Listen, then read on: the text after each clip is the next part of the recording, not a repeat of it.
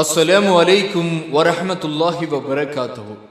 இரவு தூங்கி எழுந்ததும் இந்த அமலை செய்தால் இந்த அமலை செய்யக்கூடியவர்கள் அத்தனை நபர்களும் அல்லாஹ்வினுடைய பொறுப்பிலே அன்று நாள் முழுவதும் சென்று விடுகின்றார்கள். அது மட்டுமல்ல, அதுக்கு பிறகும் இது எப்படிப்பட்ட ஒரு பாக்கியத்தை இந்த அமல் தருகிறது என்பதை அல்லாஹ்வுடைய தூதர் ஸல்லல்லாஹு அலைஹி வஸல்லம் அவர்கள் சொல்லுகின்றார்கள்.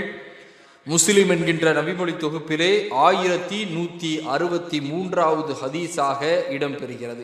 நபிகள் நாயகம் ஸல்லல்லாஹு அலைஹி வஸல்லம் அவர்கள் கூறினார்கள், காலை நீங்கள் எழுந்ததும் சுபுஹுடைய அந்த ஃபஜ்ருடைய கடமையான 2 ரக்காயத்தை நீங்கள் தொழுதால் அன்று நீங்கள் அல்லாஹ்வுடைய பொறுப்பிலே இருக்கின்றீர்கள்.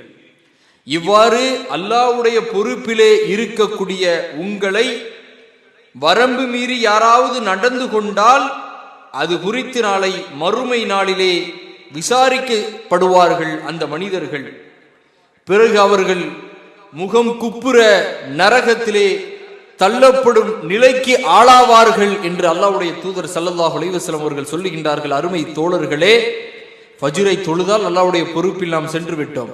அன்றைய தினத்திலே நம்மை யாராவது துன்புறுத்தினால், வரம்பு மீறி நம்மிடம் நடந்தால், அவர்கள் நாளை மறுமை நாளிலே அல்லாஹ் முன்பாக நிறுத்தப்பட்டு, என் பொறுப்பிலே இருந்தவர்களை நீங்கள் எப்படி வரம்பு மீறி நடந்திருப்பீர்கள் என்று அல்லாஹ் சொல்லிவிட்டு முகம் குப்புற அவர்களை நரகத்திலே தள்ளுகின்றான் என்றால் இந்த தொழுகையினுடைய பாக்கியம் எப்படிப்பட்ட பாக்கியம் பாருங்கள்.